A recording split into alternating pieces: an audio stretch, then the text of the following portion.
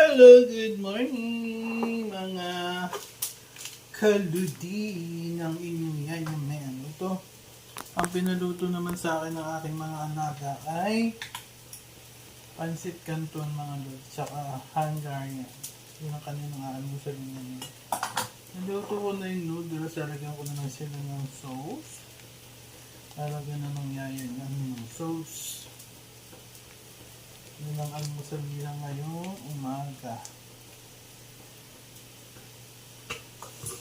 Minsan-minsan lang naman sila na tawag dito. Ipapansitan ko. Ngayon lang ulit sila. Ipapansitan ko sa Hungarian. May bagyo.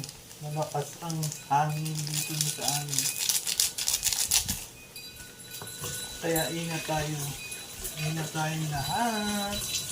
Sa bagyo na dating na naman.